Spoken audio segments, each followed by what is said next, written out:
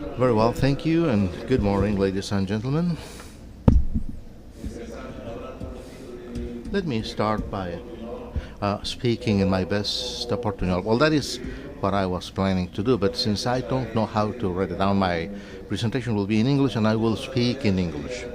Anyway, I wanted to start by thanking this for this opportunity to be here with you, and I also would like to congratulate the Centros de Integración Juvenil on their anniversary and for the magnificent work that they have made, and Carmen has brilliantly shown and in a very eloquent manner how they have worked. And Carmen, who is an old friend of mine, through her I would like to congratulate the organization as a whole and the organizers of this incredible conference. It is a beautiful organization. So,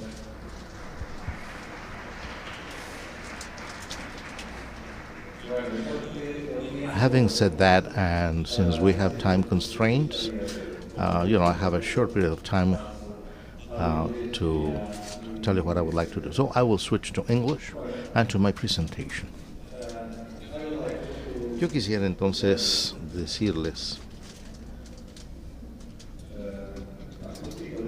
hablarles un poco, mejor dicho, sobre la situación geodemográfica en Portugal, parte del problema del abuso de sustancias en mi país y, bueno, pues la elaboración de las políticas que hemos llevado a cabo durante los últimos 20 o 25 años.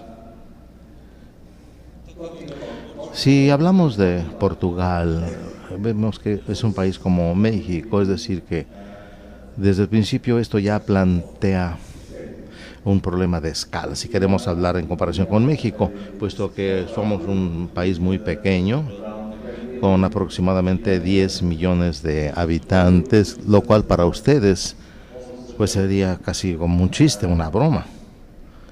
Pero como quiera que sea, sí quisiera decirles que la política portuguesa, bueno, se ha comentado muchísimo al respecto, principalmente en torno al concepto de criminalizar el abuso de sustancias. Esto es lo que se conoce en cuanto a nuestra política, pero debo decirles que desde mi punto de vista no es la parte más importante. Hay países como México en sí que han descriminalizado el uso en la práctica y de las drogas, y tenemos algunos aspectos originales que quiero compartir con ustedes, pero desde mi punto de vista la descriminalización no es la vara mágica, digamos, para acabar con el enorme problema que estamos enfrentando, y lo hemos hecho durante los últimos 15 años. Como ustedes saben, mi país vivió bajo una dictadura durante 50 años, y durante ese periodo que terminó en 1974 con la revolución, durante ese periodo hemos enfrentado muchos problemas con las drogas. Somos una sociedad muy cerrada, muy controlada, y no nos vimos afectados por problemas que surgían en otras partes del problema o incluso en otras partes de Europa. Y de pronto, en 1974, con nuestra revolución democrática y con el final de la guerra colonial en Angola, Mozambique, etcétera, y el regreso de miles de soldados y de colonos que habían estado en el extranjero durante décadas, vimos también la importación de abuso de sustancias, principalmente marihuana. Antes de eso, habían ocurrido algunos movimientos en otras partes, como el movimiento de la EP, el movimiento estudiantil en la década de los 60, que sin embargo no nos tocó, porque fuimos una sociedad muy controlada, teníamos una censura sumamente estricta, por lo que no supimos realmente nada de lo que ocurría en otras partes. Y debo decir que en aquella época yo tenía 20 años, jamás se había cruzado la frontera porque era prácticamente imposible viajar fuera del país, porque el régimen esperaba que participáramos en la guerra colonial, y por otra parte Tampoco éramos un destino muy atractivo para que la gente nos visitara, por lo que pues estábamos ahí aislados y de pronto todo cambió. Y junto con estos cambios sociales tan importantes vimos la disponibilidad de las drogas en nuestra sociedad, que se convirtió en una realidad. En primer lugar, la marihuana, que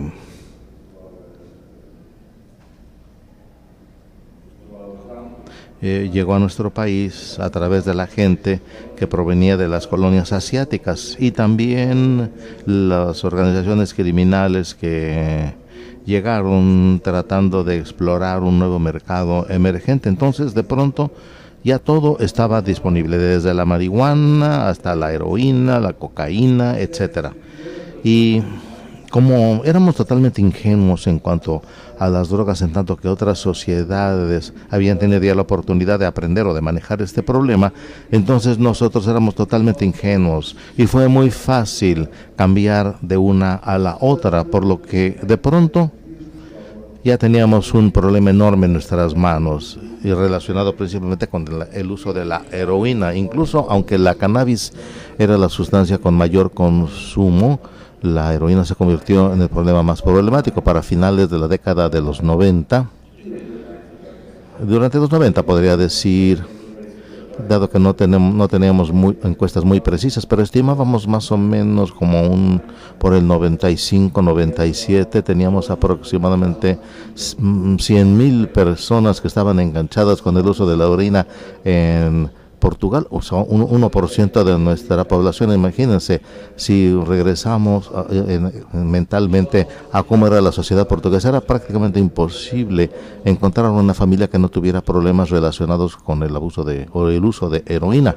Y como antes dije, somos como 10 millones habitantes, entonces pues 100,000 personas es el 1% de la población. Era imposible encontrar familias que no tuvieran problemas, y esto era transversal para toda la ciudad. No era gente, no era un problema de volumen, sino era un problema de la clase media, las clases altas, de todos tenían este problema. Desde mi punto de vista, y este es un punto de vista muy personal, yo creo que el efecto o el hecho de que fuera transversal el consumo en todas las clases sociales fue algo muy importante para crear un movimiento de abajo hacia arriba, hacia este concepto de que este era un problema no de naturaleza criminal, porque la clase media, las clases altas, la gente empezó a decir, y las familias empezaron a decir, bueno, es que mi hijo es una persona que está enferma, es alguien que necesita ayuda, en lugar de que lo metan a la cárcel. Entonces, yo creo que este tipo de movimiento que fue posteriormente se tradujo en una estrategia o una propuesta política, este movimiento, repito, provino de la misma sociedad. Y yo diría que fue fácil llevarlo después a nivel político. Incluso la Iglesia Católica,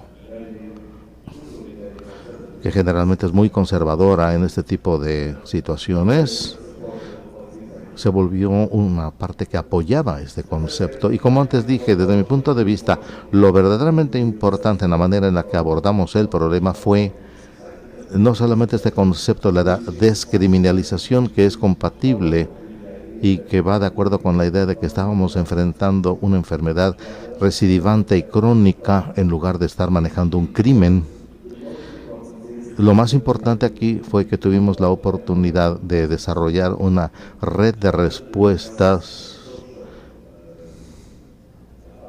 en el ambiente social de los ministerios, y desarrollamos una red de tratamiento, una red muy sólida de tratamientos para quienes requerían este tratamiento. Y esto se suplementó a través de instalaciones tanto del Estado como las privadas. El Estado asumió la responsabilidad de regular las respuestas privadas e impuso algunas reglas en cuanto a la calidad y la naturaleza de los equipos, su composición y también las instalaciones. Desde los primeros momentos tuvimos la oportunidad de elaborar guías en forma tal y a nivel de la calidad de los estándares y de acuerdo con la calidad de las respuestas que se requerían. También elaboramos algunas políticas innovadoras basadas en la salud pública. Consideramos a la persona adicta como una persona enferma, y entonces este programa se inició en 1993. Quiero recordarles que el problema principalmente era la heroína y la heroína inyectada, por lo que teníamos un problema enorme también con el SIDA, porque esto agregó más complicaciones, y desarrollamos una red de respuestas integradas y suplementarias, unas sociedades públicas y privadas de 1991 a 94, y descriminalizamos, y después voy a hablar de esto, descriminalizamos el consumo de drogas en el año 2000. También tuvimos la oportunidad de desarrollar una red de respuestas hablando de reducción de daños, suponiendo que incluso si una persona no puede iniciar directamente el consumo, aún así merece la inversión del gobierno para tener una vida mejor y una vida más prolongada. Entonces, para mí, esto fue algo muy importante. Insistíamos e invitamos a la gente a formar parte de este programa y nos interesamos en estas personas, aunque seguían siendo usuarios, y pensando que finalmente aceptarían la oferta de tratamiento que estaba fácilmente disponible, gratuita y accesible en todo el país. Nuestras respuestas se basan en una coordinación nacional, una estructura institucional para coordinar y poner en práctica la política, una estrategia. La primera estrategia nacional se aprobó en 1999 y es la que incluyó la descriminalización del uso de drogas, y después otra en 2005, 2013. Acabamos de aprobar una nueva estrategia, después hablaré de ella. Un nuevo paradigma, la Ley 30 del año 2000 sobre la descriminalización del uso de drogas, y también un modelo de intervención integrada. Tenemos equipos que abordan el territorio de la población y desarrollan respuestas respecto a la prevención, el tratamiento, reducción de daños y la reinserción social, con la idea de que si no pueden lograr esas metas, tendrán la capacidad de lanzar a través de ONGs una serie de trabajos suplementarios. Y ahora tenemos un plan nacional para reducir comportamientos adictivos y dependencias adictivas de 2013 a 2020, de acuerdo con la estrategia europea en cuanto al tiempo. Y esto aborda no solamente las drogas ilícitas, las drogas psicotrópicas, también las dependencias de otro tipo, como por ejemplo el juego. Ahora tenemos un espectro mucho más amplio de dependencias, como la ludopatía. Entonces, la estructura de la coordinación nacional, bueno, no quiero molestarlos con esto, pero sí voy a decirles que los miembros del gobierno portugués que son responsables de esas políticas son el Ministerio o la Secretaría de Salud, y la Secretaría coordina un cuerpo compuesto por 11 ministros, aquí pueden ustedes verlos, aquí, y cada uno de esos ministros a su vez nombra a un representante que trabaja directamente con el coordinador nacional, que en este caso soy yo. Y entonces yo soy el director general de SICAD con una S, que es el Servicio para Intervención sobre Comportamientos y Dependencias Adictivas.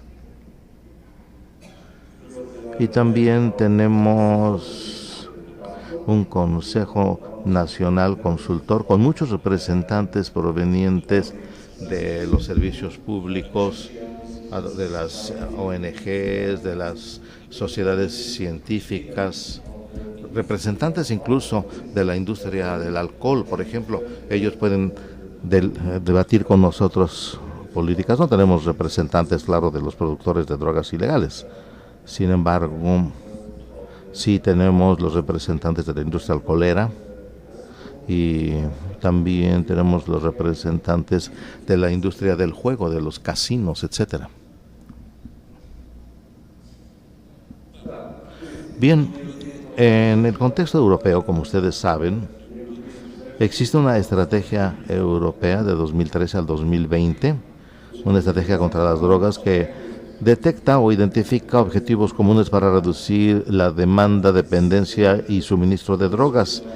Esta estrategia se opera a través de 2 planes de acción de 4 años que convierte prioridades estratégicas en acciones específicas con un marco de tiempo, partes responsables, indicadores y herramientas de evaluación. El plan de la Unión Europea contra las drogas 2013 a 2016 está estructurado en torno a 2 áreas de políticas: la reducción en la demanda de drogas, al igual que la reducción en el suministro de drogas. Y tenemos entonces 3 temas básicos: coordinación, a cooperación internacional e información, investigación, monitorización y evaluación. Y para el 2017 al 2020 estaremos preparando una evaluación de esta estrategia contra las drogas en la Unión Europea para el 2016.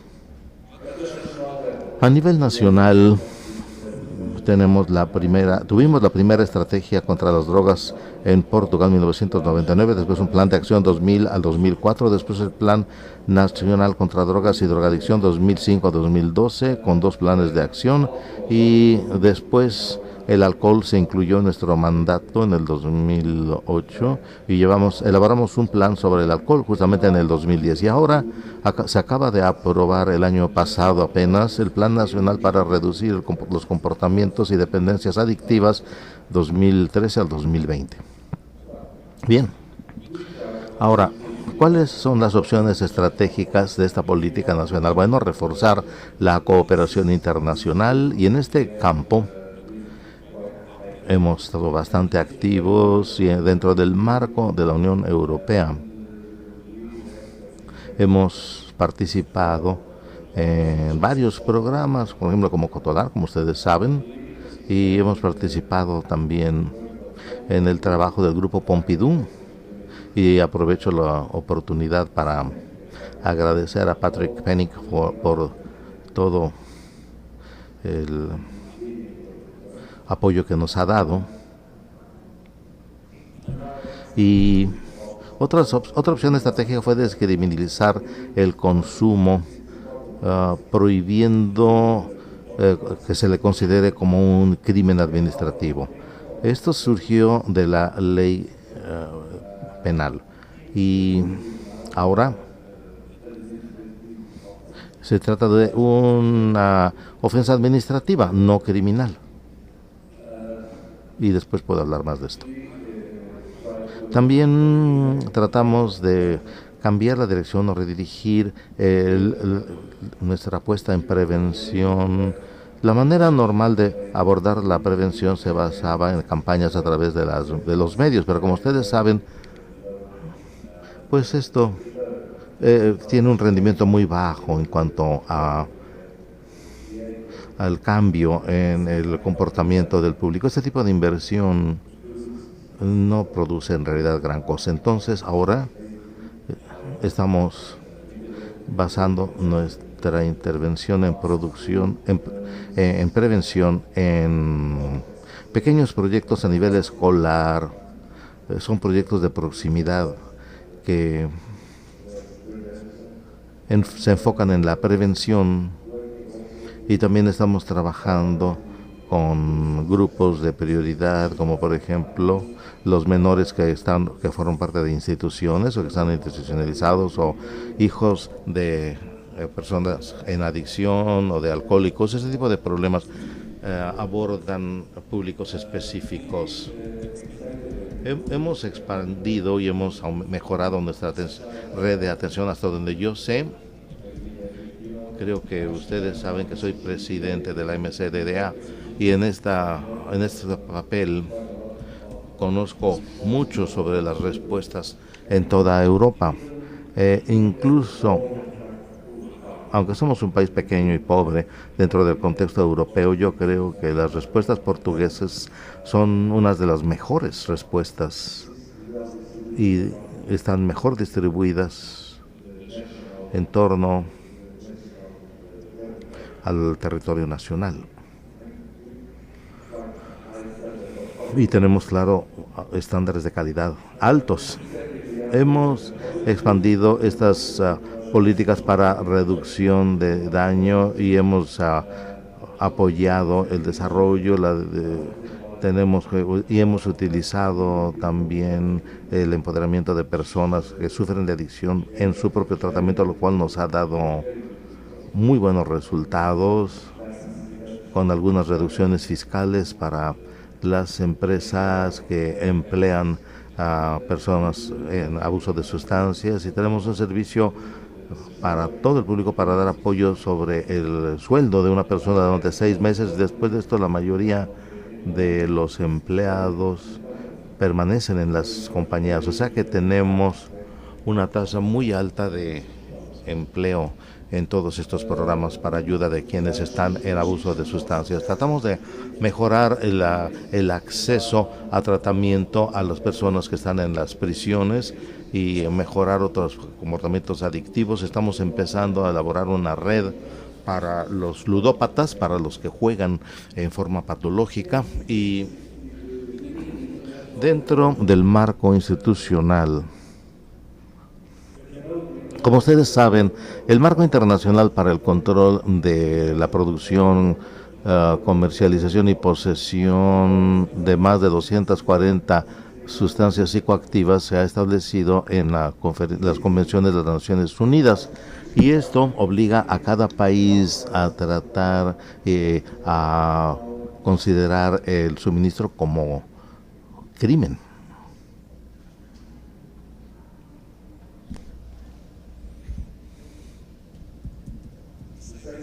Y lo mismo se requiere para la posesión de drogas para uso personal, y que esos están sujetos a los principios constitucionales del país y los conceptos básicos de su sistema jurídico. Y esta cláusula no se ha interpretado en forma uniforme, y esto se refleja en muchos enfoques jurídicos en los países europeos y en otras partes, como ustedes bien saben. En muchos países europeos, sin embargo, se encuentra este incremento y existe una tendencia cada vez mayor para reducir la posibilidad de poner a una persona en prisión por crímenes o ofensas relacionados con el uso personal. Hay países que han eliminado la posibilidad de encarcelar a una persona por completo. En algunos países han ido aún más lejos, por lo que la posesión personal tan solo se puede penalizar, pero mediante penalizaciones no criminales, como es el caso en Portugal.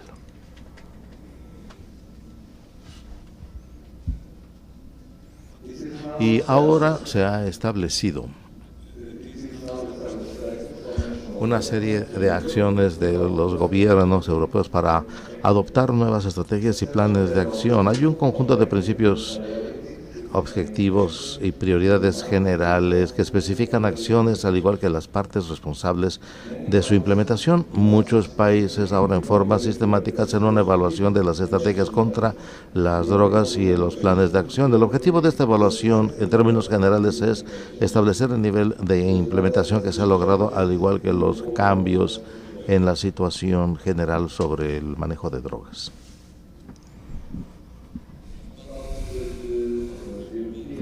En cuanto al marco europeo o de la política portuguesa contra las drogas, el reporte mundial de 2009 estableció que Portugal es un ejemplo de un país que recientemente decidió no encarcelar a los usuarios de drogas.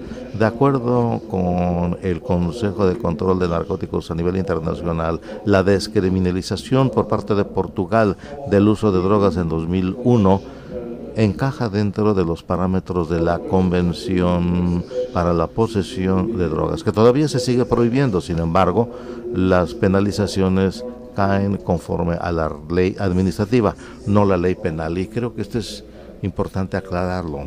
Es decir, que nosotros, yo diría que hemos ido a tan lejos como hemos podido dentro del paradigma de la prohibición, pero ahora estamos viendo el surgimiento de un nuevo paradigma en otras partes del mundo. Y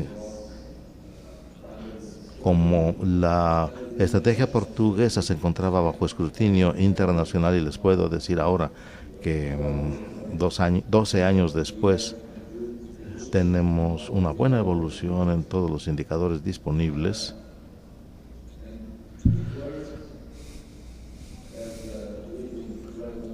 Funcionó como un laboratorio en vivo. Yo creo que debimos haber seguido otras experiencias, y entonces a partir de esas experiencias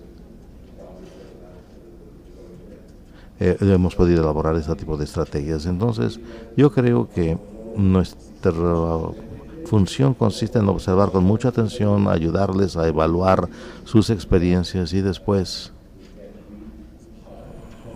podemos sentirnos inspirados o no por esas experiencias en otros países. La disuasión en mi país también es un nuevo paradigma. En el año 2000, en el Parlamento, se aprobó un nuevo marco jurídico que tuvo una buena aceptación social, tal como se los expliqué. Creo que esto sentó las bases del apoyo que viene a través de haber elaborado el marco para el problema. Sin embargo, hubo un debate público enorme en cuanto a cumplir con las convenciones de las Naciones Unidas. Portugal se convirtió en un paraíso para el turismo en busca de drogas, y nuestros hijos empezaron a utilizar drogas ya desde edades muy tempranas. Pero ahora ya podemos ver en retrospectiva, 12 o 13 años después, y podemos ver y sentirnos con una tranquilidad de decir que ninguno de estos problemas en realidad ocurrió.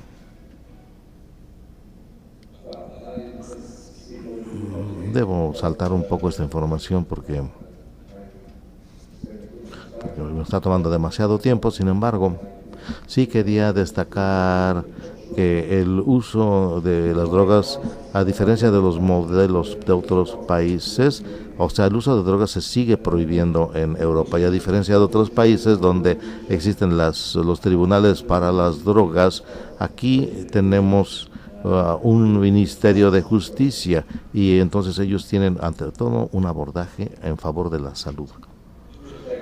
Los objetivos de la disuasión en el consumo es disuadir el consumo. Es como, digamos, la tarjeta amarilla que el árbitro le muestra a los jugadores de fútbol.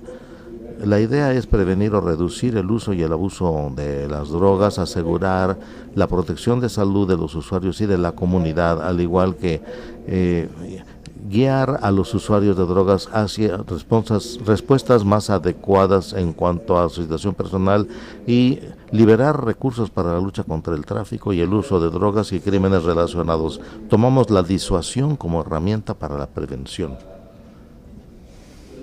Y aquí tenemos una tabla que establece los límites por debajo de los cuales, bueno, esto es lo que te dice la policía cuando arresta a alguien por posesión de droga. Se piensa que puede ser un tráfico por encima de esos umbrales, y por debajo se supone que la persona es un usuario de la droga, y esto entonces nos da otro tipo de respuestas que son más adecuadas. La comisión contamos con 18 comisiones, presidente y 2 miembros más. Y típicamente es un abogado, un psicólogo y un trabajador social. tienen apoyo técnico multidisciplinario con psicólogos apoyando.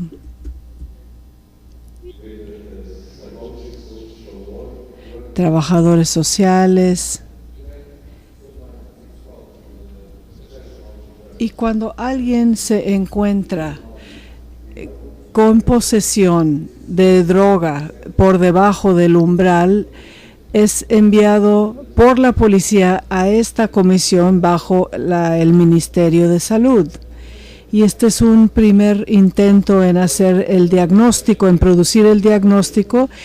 ¿Acaso esta persona es adicto y requiere de tratamiento? Y entonces se le facilitan las cosas y se le ofrece ir a una cita inicial para tratamiento a las 10 de la mañana al día siguiente. Si no eres drogadicto, la comisión evalúa qué tipo de problemas pueden coexistir con el uso de drogas.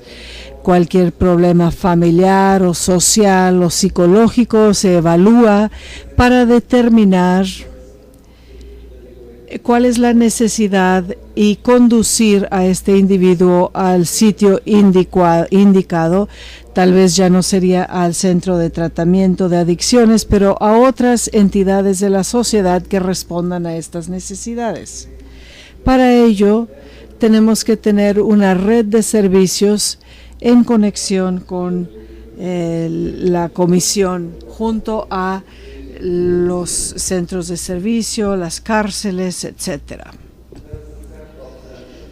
Hay un conjunto de respuestas que pueden aplicarse, pero la meta principal es enfocar y encauzar a la persona al sitio indicado. Puede ser servicio comunitario, puede ser interdicción, prohibición de viajar al extranjero, o puede ser una cuota monetaria si no son adictos. Para los que sí son adictos, jamás se aplica una multa monetaria. Este es un nuevo modelo de intervención integral, prevención, tratamiento, disuasión, que está al centro del sistema, aún si es solamente uno de los portales por el cual entrar al sistema, la reintegración y la reducción de daños.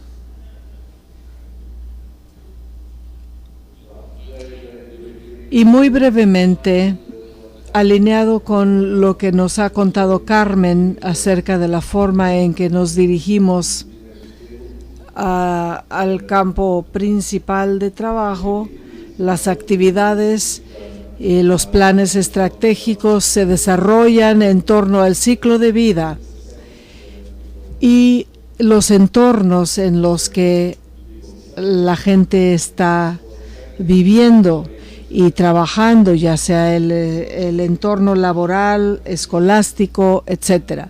No tomo mucho tiempo con esto. Tenemos un plan de acción que se forjó con la participación de 180 participantes, 180 organizaciones, tanto públicas como ONGs. Y para terminar, quiero compartir con ustedes algunos de los resultados. Como ya he dicho, para el 95 teníamos como 100,000 personas adictas a la heroína. La mayoría de nuestros pacientes eran usuarios de heroína. Esta cifra ha disminuido y estimamos que tenemos como la mitad de esa cantidad, de esa cifra, la mayoría ya incorporados a programas de tratamiento. La cocaína ha subido ligeramente el índice y están entre nuestros clientes. Los usuarios de cannabis también va en aumento. La mayoría están ya encausados a nuestras instalaciones de tratamiento para la disuasión del abuso de drogas. Estas son las encuestas en la población general que llevamos a cabo en 2001, 2007 y 2011. Podemos ver en la tabla la prevalencia del uso de sustancias ilegales. En el año pasado vemos que subió en todas las categorías comparado con 2001 y 2007 y luego una vez más bajó. Esta evolución está alineada con la de otros países en Europa que no forjaron los mismos tipos de cambios, así que creemos que esto es independiente al marco legal. Aquí, por tipo de drogas, prevalencia de uso vitalicio por usuario es más o menos igual.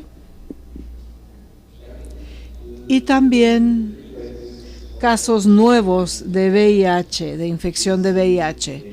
Vemos en la línea gris que la línea de la inyección de drogas, en rojo heterosexual y en la amarilla los demás. Ahora tenemos la cifra más baja entre las tres categorías. Y bien, nosotros llevamos a cabo una evaluación externa, lanzamos una evaluación de nuestra estrategia, una evaluación externa llevada a cabo por una empresa española de Barcelona, y este es el informe que les invito a buscar en nuestro sitio web. Está disponible en inglés y en español también. Y ahora debo concluir mi presentación. No sin antes invitarles a una importante conferencia que estamos preparando para el próximo año, septiembre del 2015.